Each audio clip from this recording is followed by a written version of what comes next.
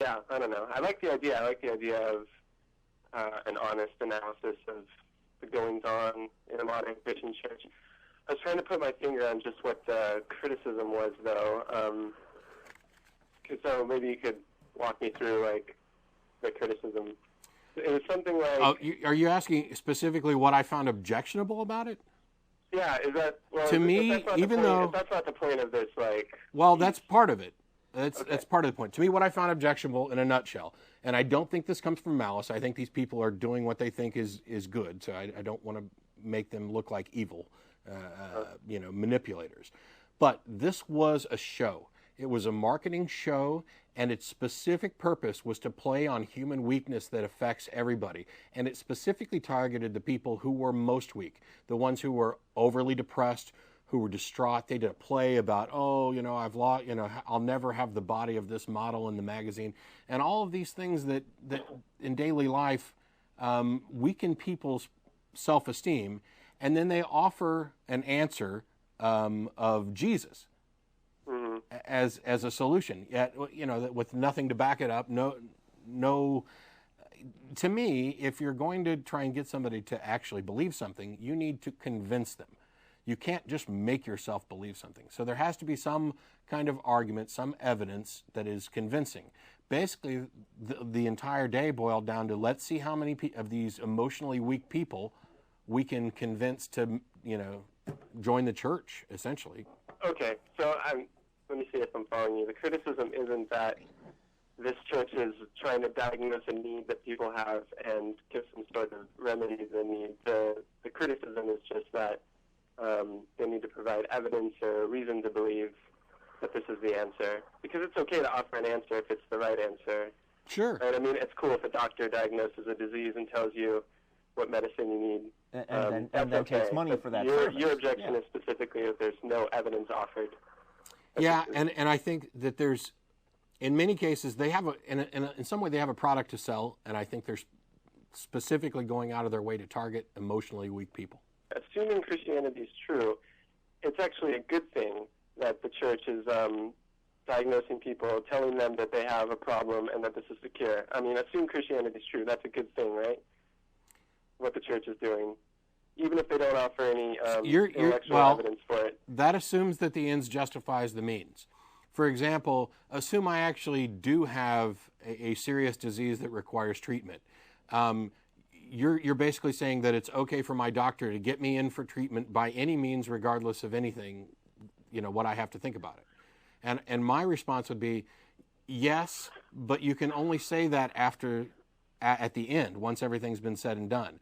If my doctor comes to me and tells me I have a serious illness and I need treatment, it's still wise of me to get a second opinion, and it's still wise of me to consider all the evidence that the doctor used to come to this conclusion.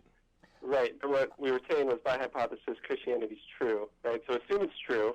This isn't like the ideal way to get people to swallow the pill, to get people to accept the truth of Christianity, but it is effective, and if Christianity is true, this is a good thing that they're doing it. But like I said, you can only do that at the end. Plus, Yeah, okay, I'm not asking you to, consider whether or not Christianity is true. We're assuming it's true, and then saying, if it is, this is a good thing, what they're doing. Yeah, but, there are all kinds of regulations governing advertising. Right, and Sure. one of them is that you can't make claims that aren't true or that you can't back up on your ads. That is a violation of actual laws, and there's a reason why those laws are in place. It's so that people don't get manipulated. So the absence of any effort whatsoever to even try to justify the claims is, eyebrow raising for us. I mean, if you think about it, what they're really saying is that you will have a better, happier life if you just accept Jesus.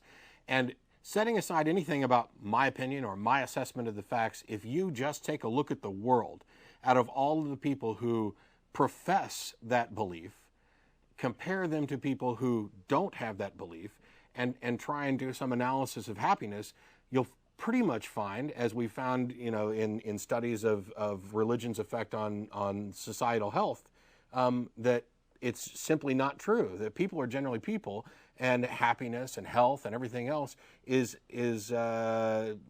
diversely spread across all populations, all groups, regardless of belief. That there's no intrinsically verifiable, happier life to be had by believing in, Jesus or Buddha or, anybody. Okay, seems like we're veering into another argument here, but I guess to address that argument that you're making now, I would question the premise that Christianity offers people a life of earthly happiness.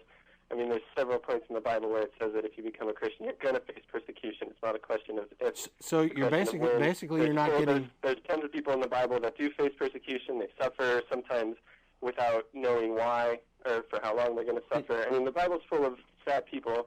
Where exactly are you pulling this claim out that the Bible offers earthly happiness and bliss? Well, actually, depending on which verses you choose to interpret. First of all, I was only pulling it out from today's sermon of, your life is miserable, come accept Jesus and your life will not be miserable anymore. I understand what you're saying about the Bible claiming of persecution and whatever else, but the Bible claims a lot of things, and how you interpret things is very irrelevant. I mean, Jesus says, anything you ask in my name, I'm going to give you. And obviously that's not true. Okay, I think we have to study that verse in context, but I guess the question that I was asking was, did you have a particular verse in mind when you said Christianity teaches that if you accept Christianity, you'll get a state of earthly bliss or something? Caller, Matt very clearly just explained to you that the place he's getting this idea that at least some Christian churches offer earthly happiness is he's reporting what he saw at Gateway Church. Okay, so this isn't Scripture, right? This isn't Scripture. This is... No, we haven't... I mean, we can go there if you insist, but Matt was just telling you what he observed at that church. Okay, well, I can't speak to what he observed in the church. I'd have to take his word for it, and I trust him. He seems like a trustworthy guy.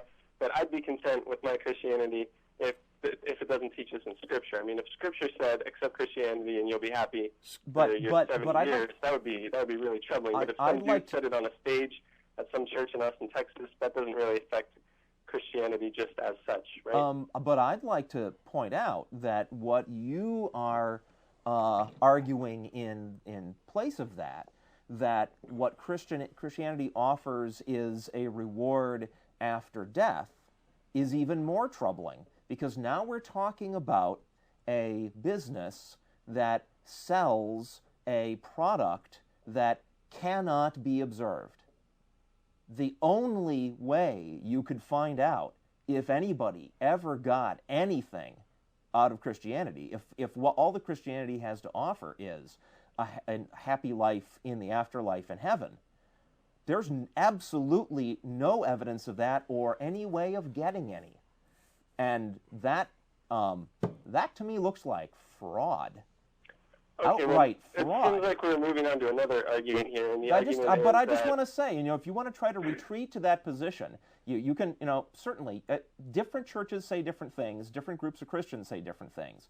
But if you want to distance yourself from what that church was claiming and retreat to the position that, oh no, what Christianity has to offer is a reward in the afterlife, that's not any less eyebrow-raising as far as, simple business practice is concerned. Okay, I don't feel like I'm retreating from any position. I never committed myself to the claim that someone in Austin, Texas made. I am just asking for any, biblical basis of this claim, and I don't think there is any.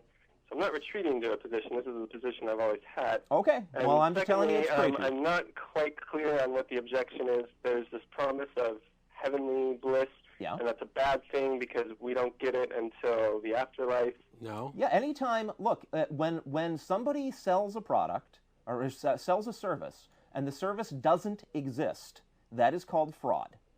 Okay, well, now that raises... Are we assuming that caller, Christianity here? Hang on, we're not assuming anything, right? Okay. The responsibility falls on the business providing the service to prove that their service actually exists. Now, so Matt goes to a church this morning and notices they're not even trying to prove that it exists.